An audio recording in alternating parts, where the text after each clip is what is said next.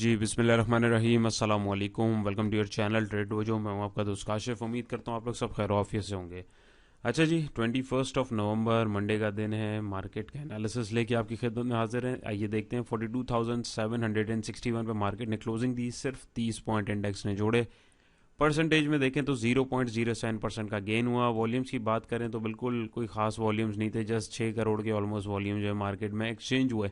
Previous closing की बात करें तो 42,730 पे प्रीवियस क्लोजिंग हुई। डे रेंज की बात करें तो 42,664 से लेके 42,853, यानी ऑलमोस्ट मुश्किल से जो है 200-250 पॉइंट के दरमियान मार्केट ने फ्लक्चुएट किया है। और इसी की अगर ग्राफिकल रिप्रेजेंटेशन देख लें, मार्केट खुली, हाई लगाया, रिजेक्शन मिली, फिर ऊपर जाने की कोशिश करी लेकिन रिजेक्शन ही मिली। बट प्लस इसलिए क्योंकि अपनी ओपनिंग से ज़रा सी ऊपर इसने क्लोजिंग दी, दैट्स वाई 30 पॉइंट मार्केट ने ऐड किए हैं। 52 वीक रेंज की बात करें तो मार्केट दोबारा इसके बीच में आ गई। तो जब जब यहाँ पे आती है मार्केट, आप लोगों ने जो जो हमारे पुराने दोस्तों उन्होंने नोट किया होगा, मार्केट यहाँ से दोबारा पीछे की तरफ चली जाती है। टॉप एक्टिव स्टॉक्स को देखें तो WTL, TRG, unity, GCIL, GGL, PIBTL, FCCL, TPLP, Hascol, SNGP वगैरह थे। और इनके भी अगर आप वॉल्यूम्स को देखें तो वो भी कोई इतने खास क्वांटिटीज़ जो हैं वो एक्सचेंज नहीं हुई। बाकी भी फर्दर इसको जो है इंडेक्स एनालिसिस के बाद इनमें से कुछ स्क्रिप्ट्स को भी डिस्कस करते हैं। फीपीलीपी डाटा हमारे पास आ चुका है 21 तारीख का। आइए देखते हैं। फीपी ने $0.15 मिलियन की बाइंग करी और लीपी ने $0.15 मिलियन की सेलिंग करी। बैंक्स ने $0.33 मिलियन की बाइंग करी। ब्रोकर्स ने $0.21 मिलियन की सेलिंग करी। कंपनीज ने $0.05 मिलियन की सेलिंग करी। फॉरेन कॉर्पोरेट्स ने $0.17 मिलियन। फॉरेन इंडिविजुअल ने $0.08 मिलियन और हमारे इंडिविजुअल ने $0.54 मिलियन की बाइंग डाली। इंश्योरेंस कंपनी ने $0.17 मिलियन, म्यूचुअल फंड ने $0.45 मिलियन, NBFC $0.13 मिलियन की सेलिंग के साथ रहे। अदर ऑर्गेनाइजेशन ने पार्टिसिपेट नहीं किया और ओवरसीज पाकिस्तानी $0.10 मिलियन की सेलिंग के साथ रहे। ओवरऑल देखें तो 1 2 3 4 5 6 हमारे पास सेलर रहे, एक पार्टिसिपेंट ने पार्टिसिपेट नहीं किया और 1 2 3 4 हमारे पास बायर रहे। सिर्फ इसी को देख के अगर हम लोग समझने की कोशिश करें तो डेफिनेटली यहाँ पे भी हमें समझ में आ रहा है कि सेलिंग प्रेशर ऑलमोस्ट है और प्लेयर्स का बिल्कुल इस लेवल के ऊपर मार्केट में इंटरेस्ट नहीं है। क्यों नहीं है वो अभी हम चार्ट के ऊपर देखेंगे भी और देखते हुए भी आ रहे हैं, क्योंकि बड़ा एक क्रूशल रेजिस्टेंस लेवल है जो मार्केट के सामने इस वक्त खड़ा हुआ है। तो एक लेट्स सी, बाकी फर्दर अभी हम लोग चार्ट के ऊपर डिस्कस करते हैं। फीपीलीपी के अकॉर्डिंग इंडिविजुअल की $0.54 मिलियन की जो है बाइंग रही, यानी हमारा बड़ा बायर आज के वंस अगेन हमारे इंडिविजुअल दोस्त रहे। और अगर हमारे पास सबसे बड़ा सेलर देखें तो वो हमारे पास आ रहे हैं म्यूचुअल फंड, $0.45 मिलियन की सेलिंग के साथ रहे। तो आइए ज़रा इनके डाटा को थोड़ा सा एनालाइज करने की कोशिश करें ताकि हमें पता लगे कि कहाँ पे सेलिंग और बाइंग हुई है। इंडिविजुअल की अगर हम डाटा को एनालाइज करने की कोशिश करें तो यहाँ पे हमारे पास सबसे ज़्यादा बाइंग जो हुई है वो इंडिविजुअल्स की तरफ से $0.33 मिलियन की ऑल अदर सेक्टर्स में हुई है। और उसके बाद जो है वो टेक्नोलॉजी सेक्टर में $0.22 मिलियन की बाइंग हुई है। म्यूचुअल फंड्स को देखें तो म्यूचुअल फंड ने $0.01 मिलियन की बाइंग हल्की फुल्की सी ना होने के बराबर टेक्नोलॉजी सेक्टर में करी है। और इसके अलावा अगर आप देखें तो तगड़ी सेलिंग टेक्सटाइल कंपोजिट के बाद जो है इसी के अंदर जो है $0.11 मिलियन की ऑल अदर सेक्टर के अंदर म्यूचुअल फंड की जानिब से भी है। तो ओवरऑल जो दोस्त हमारे साथ जुड़े हैं और जो रेगुलर वीडियोस देख रहे हैं उनको समझ में आ ही गया होगा कि वंस अगेन जो है प्रॉफिट टेकिंग म्यूचुअल फंड की जानिब से कर ली गई है और उसका जो बायर है वो हमारे वन एंड ओनली हमारे इंडिविजुअल और रिटेल इन्वेस्टर जो होते हैं वो थे। रीज़न सारा हमें और आपको पता है कि जो टेक्निकल्स को फॉलो नहीं करते हैं और जो बस बेसब्रे होते हैं, यानी सब्र नहीं कर पाते, लेवल्स का वेट नहीं करते। पेशेंस, ये काम है पेशेंस का। पेशेंस जिसमें नहीं होगा वो इस काम में आगे लंबे टाइम तक जो है इसके अंदर काम नहीं कर सकता है। तो इसी वजह से जो है इंडिविजुअल्स को अक्सर देखा गया है कि वो बेचारे सब्र नहीं कर पाते और जो है माल को इकट्ठा कर लेते हैं। लेट्स सी बाकी क्या होता है, फर्दर आगे चलते हैं।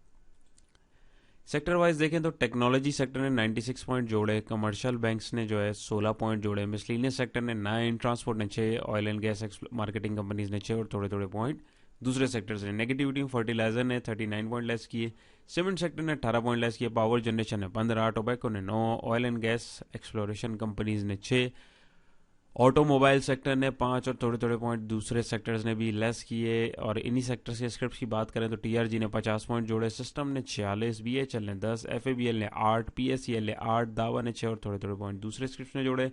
नेगेटिविटी में एंग्रो ने 21 पॉइंट तोड़े, FCCL ने 10, PAKT ने 9, FFC ने 9, HUBC ने 9, POL ने 8 और थोड़े थोड़े पॉइंट दूसरे स्क्रिप्ट्स ने भी तोड़े हैं। आइए आगे फर्दर हीट मैप देखते हैं मार्केट का। तो ये आज मार्केट का एक समझे बर्ड आई व्यू है कि ओवरऑल एक दिख जाता है मोटा मोटा कि क्या हुआ है और क्या नहीं हुआ। तो अगर आप यहाँ देखें तो ये ट्रांसपोर्ट सेक्टर जो है, ऑल अदर सेक्टर्स में जो हमारे दूसरे सेक्टर्स आते हैं उसमें PIBTL के अंदर जो है अच्छी क्वांटिटीज एक्सचेंज हुई। कमर्शियल बैंक में FABL के अंदर अच्छी क्वांटिटीज एक्सचेंज हुई। टेक्नोलॉजी और कम्युनिकेशन सेक्टर में TRG में तगड़ा काम हुआ और सिस्टम के अंदर अच्छा काम हुआ। और यूनिटी को अगर आप देखें food and personal care product में अच्छा काम हुआ। उसके अलावा पूरी मार्केट जो ऑलमोस्ट ठंडी पड़ी रही है। तो सिर्फ 3-4 स्क्रिप्ट के काम करने से मार्केट जो है ऊपर नहीं जाती है। सारे स्क्रिप्ट्स में हरियाली होनी चाहिए। सारे जो प्लेयर्स हम देख रहे हैं उनकी बाइंग, ऑलमोस्ट मेजोरिटी की बाइंग होनी चाहिए, तभी हम मार्केट को एक अच्छे डायरेक्शन में देख सकते हैं। अच्छा जी, 100 इंडेक्स का चार्ट हमारे सामने डेली चार्ट है जो हम लोग देखते हुए आ रहे हैं। और ये आप लोगों के साथ जो है एक मैंने लाइन बनाई हुई थी, एक ट्रेंड जो चल रहा था वो एक्सपायर हो गया है। ट्रेंड एक्सपायर होने के बाद एक चीज़ मैं आप लोग को और दिखाऊं तो यहाँ पे अगर आप देखें तो यहाँ पे हमारे पास जो है ये रेजिस्टिंग पॉइंट ट्रेंड लाइन की भी आ रही है। ये ट्रेंड लाइन जिस जो टूटी है ऑलमोस्ट इसका रेजिस्टेंस भी इसके ऊपर बन गया। और मूविंग एवरेज जो 200 का जो ब्लैक कलर की लाइन हमारे पास चल रही है ये भी हमारे पास अब एक एज अ रेजिस्टेंस का काम कर रहा है। तो अगर आप ओवरऑल देखें तो ब्रेकआउट के बाद ये एक जो रेजिस्टेंस क्रिएट हुआ था 43,000 का, उससे ऊपर मार्केट अब तक जा ही नहीं पा रही। बिल्कुल मार्केट एक जगह ड्राई हो गई। बट आप अगर गौर करें तो मार्केट स्टिल जो है अपनी सपोर्ट के ऊपर सस्टेन करने की भरपूर कोशिश कर रही है 42,700 का जो लेवल है। लेकिन आप देखें तो कैंडल्स जो हैं, कैंडल की बॉडी बिल्कुल श्रिंक हो गई है। वॉल्यूम्स की बात करें तो वॉल्यूम कल जो है अगर आप देखें कितना नेगेटिव वॉल्यूम जो लास्ट सेशन में हमारे पास एक्सचेंज हुआ था। और यहाँ पे भी देखें तो हमारे पास कुछ डोजी टाइप की कैंडल बन रही है। तो ये इस तरीके की जो कैंडल्स होती हैं ये एक तरीके की हमारे पास हैंगिंग मैन की फॉर्मेशन भी हम इसको बोल सकते हैं जो इस लेवल के ऊपर बन रही है। जो कैंडलस्टिक पैटर्न को दोस्त समझते हैं और हम लोगों ने इसको बखूबी अपने कोर्स के अंदर भी डिस्कस किया डिटेल के अंदर। लेकिन to keep it simple, hanging man का कैंडलस्टिक पैटर्न जो होता है वो रेजिस्टिंग पॉइंट के ऊपर बनना एक अर्ली सिग्नल होता है आपके पास रिवर्सल का। तो ये पिछली वीडियोस में मैंने आपको दिखाया कई जगहों के ऊपर ये बना है और कुछ स्क्रिप्ट्स में भी आप लोगों को दिखाया था। तो वहाँ से हमने इसको एक्सपेक्ट किया कि यहाँ से रिवर्सल हमें देखने को मिला। और इस कैंडल के पीछे की साइकोलॉजी को भी अगर हम समझें और देखें तो वहाँ पर हमारे पास जो आज का बायर है जो 30 पॉइंट मुश्किल से ऐड हुए हैं वो हमारे पास बड़ा बायर इंडिविजुअल ही है। वॉल्यूम ऑल दो एवरेज से कम है। बात करें RSI की तो RSI अभी 58 पे। यहाँ पे अगर हम हिस्टोग्राम की बात करें तो इसके हिस्टोग्राम भी अगर आप देखें तो बिल्कुल वीक से वीक होते जा रहे हैं। यानी नेगेटिव प्रेशर जो है कभी भी हमारे पास जो है तेज़ी पकड़ सकता है। आवरली के ऊपर अगर मैं आपको यही चार्ट करके दिखाऊं जो हम लोग देखते हुए आ रहे हैं, यानी एक छोटा सा मैं व्यू मिल जाए तो यहाँ पे मैं आपको एक चीज़ अगर दिखाऊं, बल्कि यहाँ पे रुकिए मैं आपको दिखाता हूँ। ये सारी ड्राइंग्स आपके साथ बनाने का मकसद जो है किधर गया, ये रहा। आपके साथ और आपके सामने बनाने का मकसद ये होता है इनको कि आप लोग भी इसको समझने की कोशिश करें। तो ये एक चैनल की फॉर्मेशन हुई हुई है हमारे पास, एक पैरेलल चैनल बोल लें या एक समझे असेंडिंग चैनल बोल लें। ये चैनल एक छोटी सी फॉर्मेशन होती है, एक छोटी सी कंसोलिडेशन होती है जिसके नीचे दो ट्रेंड लाइन भी आप लगा के इसको देख सकते हैं, कोई मसला नहीं है। तो यहाँ पे अगर आप देखें तो ये एक ऐसा रेजिस्टेंस की ये लाइन यहाँ पे काम कर रही है। नहीं अब यहाँ से अब ये ब्रेक आउट या ब्रेक डाउन जहाँ भी होगा वहाँ पे जो है हमें इसकी मूवमेंट जो है तेज़ी से देखने को मिलेगी। ये मैं चार्ट के ऊपर भी आपके पास सेव कर लेता हूँ ताकि आप लोग के साथ इसको शेयर करता रहूँ।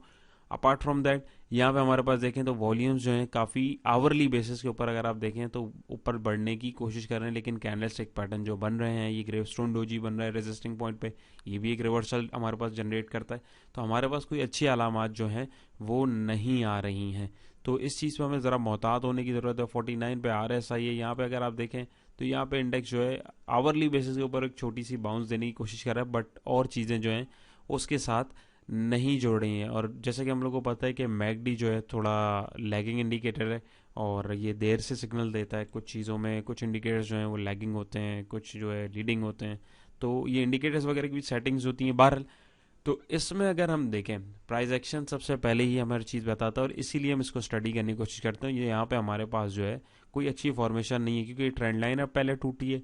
ये पहले डिस्ट्रीब्यूशन फेज में था, जैसे हम लोग पिछली वीडियोस में जो आप लोग देख रहे हैं लास्ट वीक से उसके अंदर यहाँ पे हमारे पास डिस्ट्रीब्यूशन हो रही थी। वहाँ से इसने ट्रेंड को तोड़ा, अभी इसको इधर रीटेस्ट करके और यहाँ से कोई भी न्यूज़ का बहाना मिलके यहाँ से जो है हमें रिजेक्शन मिल सकती है। अब न्यूज़ पॉजिटिव आए या नेगेटिव आए किसी भी कंसर्न से, तो उसमें अगर हम देखें तो हमें इंडेक्स ने या कैंडलस्टिक चार्ट ने यहीं पे वार्निंग देना शुरू कर दी थी कि अब यहाँ पे जो है आप प्रॉफिट टेकिंग करना शुरू कर दें। वंस अगेन चार्ट जो है हमेशा पहले बता देता है, बस हमें उसको पकड़ना और देखना आना चाहिए। तो कोशिश करें इसको समझने की कोशिश करें। और अपार्ट फ्रॉम दैट कोई भी आपका क्वेश्चन हो, क्वेरी हो, तो आप कमेंट सेक्शन में भी हमसे पूछ सकते हैं। तो आइए चलते हैं स्क्रिप्ट एनालिसिस की तरफ।